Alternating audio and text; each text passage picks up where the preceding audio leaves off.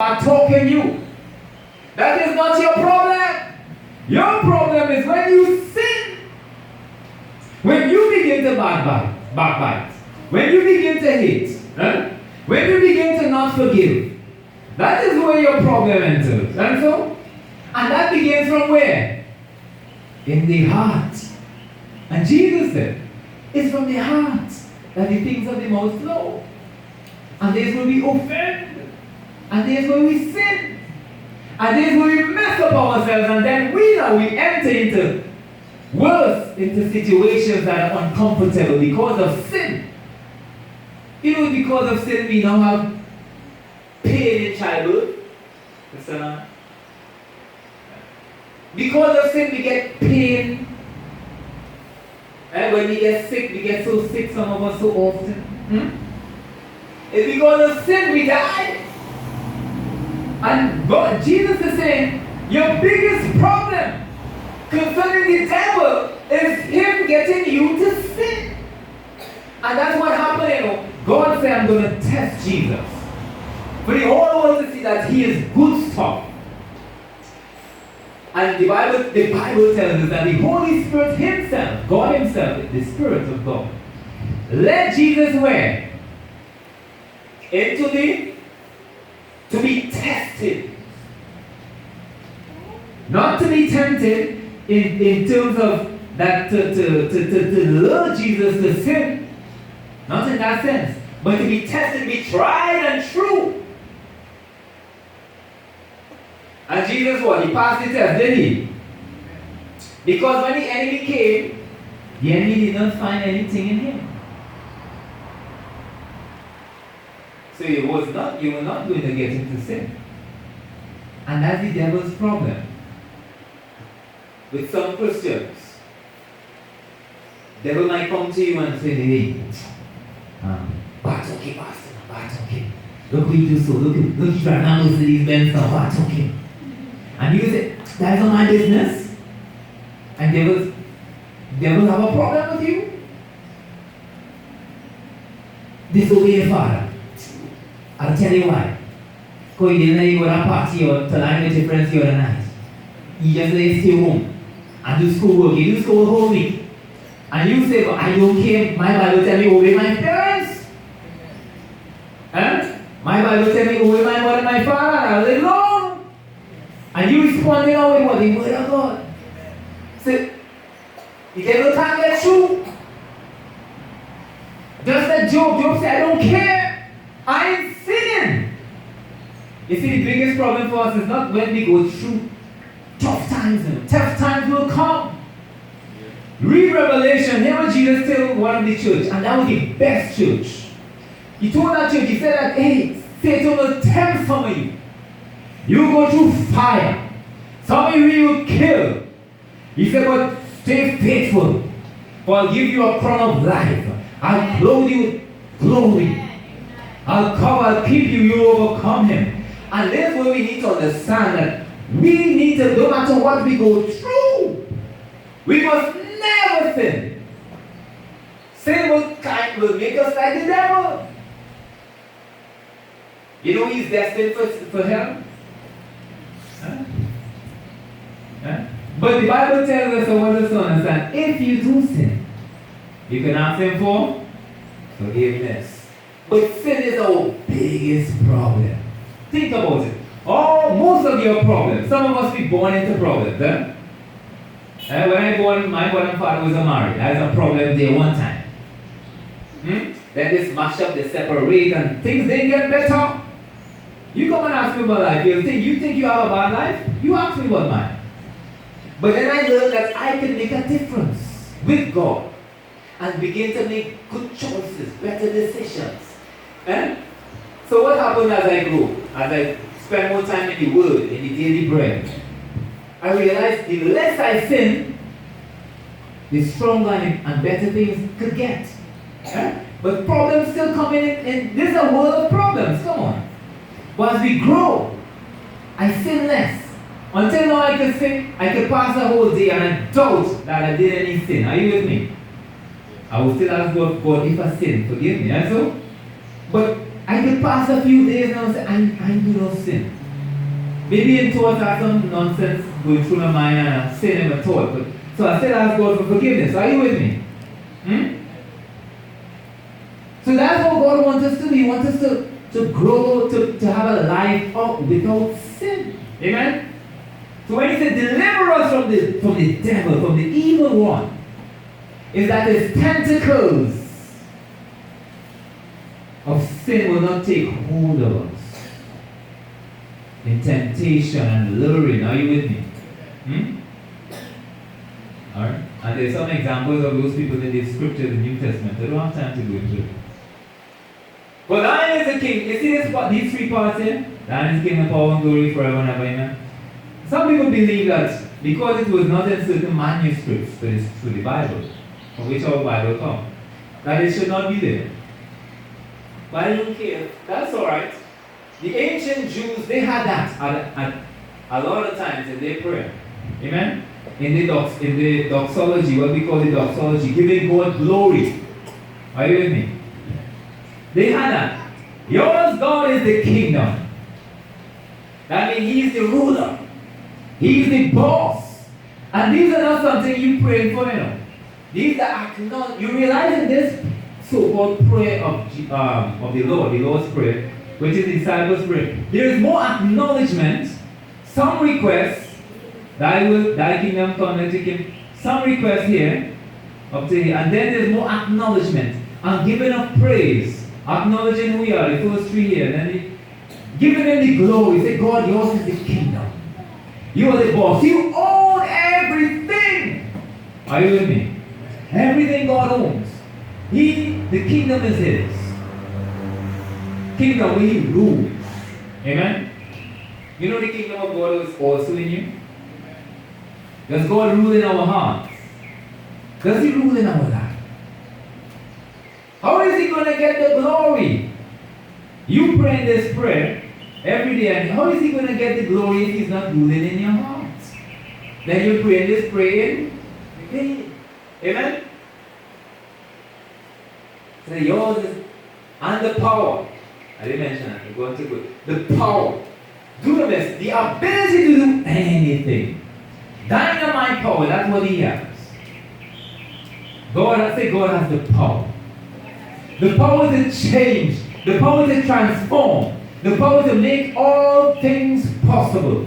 The power to bring His will to pass. He has the power. So when you pray this prayer, you say, you connect Him with God. Say, God, I have faith.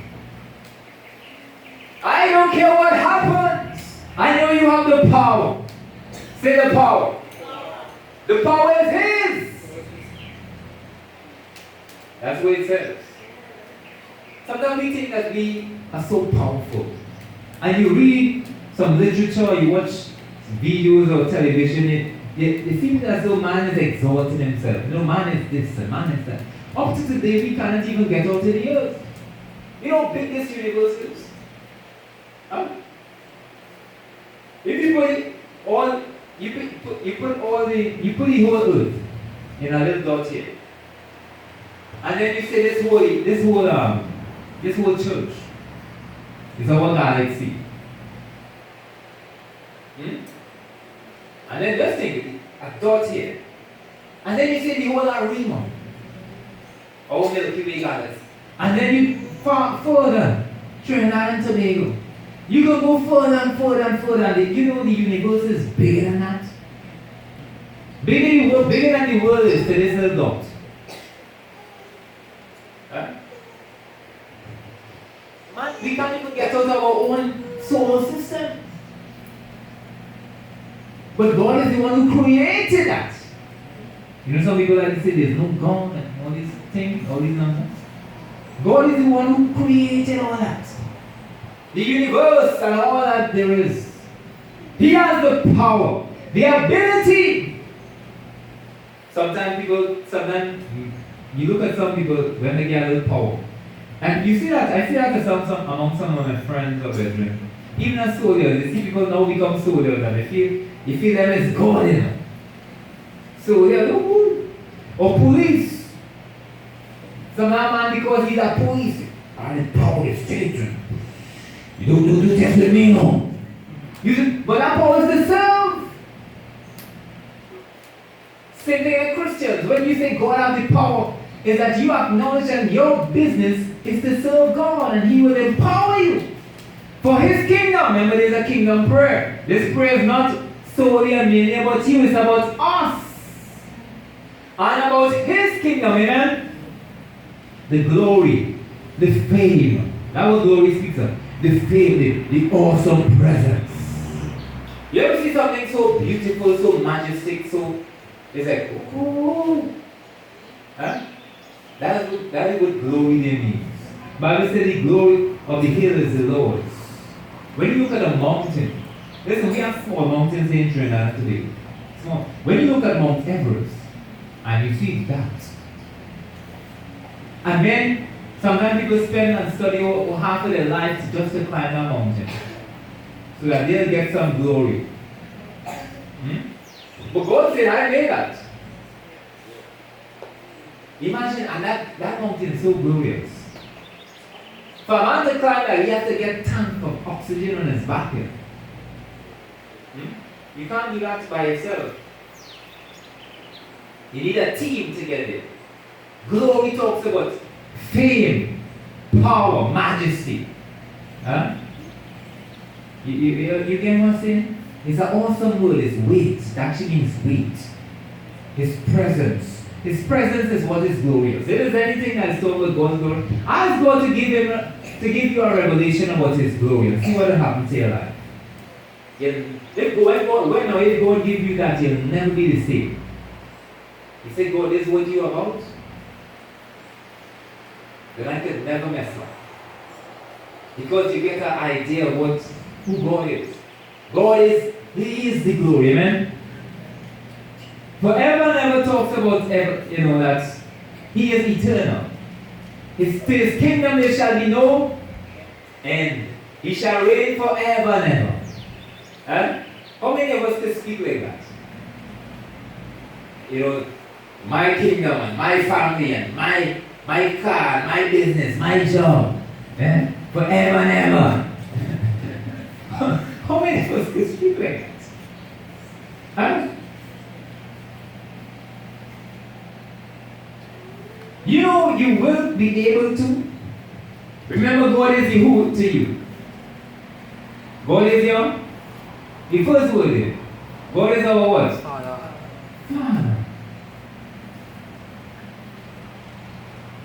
And that's why the scripture tells us the earth, the creation, it grows for the glory of the sons of God. The creation, the earth, wait for us to have this new body. When Christ comes back, then we see ourselves as we're supposed to see ourselves. Are you with me? There's nothing more glorious than seeing we in the presence and the glory of God.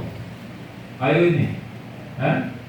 We have that in a foretaste way when we are born again, when we receive Jesus as God and personal Savior, and we have the Holy Spirit in us. The Spirit of glory, we have that in a way. But the Bible tells us we have this treasure in earthen vessel. It's a treasure, it's something precious and most valuable. And it's in our bodies, in this earthen vessel. But when the body now takes on that new creation as Jesus promised us, He tells us our body is going to change. Every day you're getting old. From the time you're born, you're headed where? To the grave. And some of us in Trinidad, we're heading there sooner than sooner. You know that? Read the papers. This one 16, got shot. This one 14, got murdered. This one 23, When you see somebody reach at my age, 40 something, and say, oh, you old. Yeah, I'm 2 lifetimes now. Some of us be reaching to the grave quick.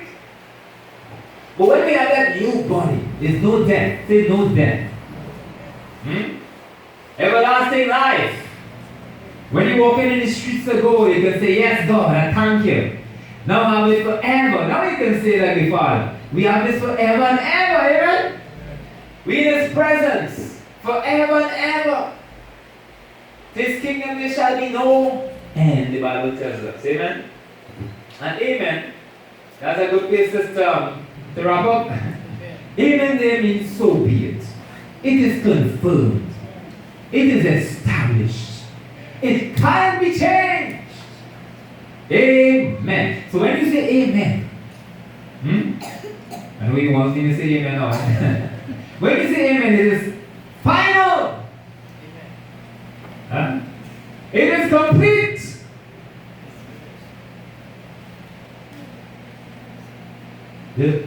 Our Father prayer. This is, as I said earlier, it's supposed to be the prayer of a foundation of our prayer life. And as we read scripture, we see there are other areas to pray about. Amen? Alright? But the most important thing that we should be concerned about as Christians is things of the kingdom. Things about God's glory, His power. Huh? Things about community, His name. His kingdom coming in the earth through the church. Amen? As in heaven. Our daily bread. Our spiritual what? Food. Which is more important than physical food. Remember that. So every time you eat your bread, you give thanks. You give to fill your belly. But you're supposed to acknowledge that God, I know how more important the spiritual food is to my soul. And Jesus said, man must not live by bread alone, but by every word that proceeds out of the mouth of God. Amen? And finally we know that Jesus is the true bread that comes down from heaven. And forgive us our sins. We must always ask for forgiveness and always remember to forgive anyone who sins against us. Alright? And lead us not into temptation. Let not evil come in my heart, but deliver us from the evil one, that we don't sin. For yours, God, is the kingdom and the power and the glory forever and ever. Amen. Can we stand and say this prayer together as we have a better idea of its meaning? Amen? Hallelujah. He's our Father. Hallelujah. The best time to pray this prayer is when you congregated with the saints. Hallelujah. Let's pray this prayer together. Our Father, who art in heaven, hallowed be thy name. Thy kingdom come. Thy will be done on earth as it is in heaven. Give us this day our daily bread, and forgive us our trespasses, as we forgive those who trespass against us. And lead us not into temptation, but deliver us from evil. For thine is the kingdom, and the power, and the glory, forever and ever. Amen. God bless you. Please have your seats as I hand over to Sister Lee to wrap up the end of this service. God bless you. Praise the Lord.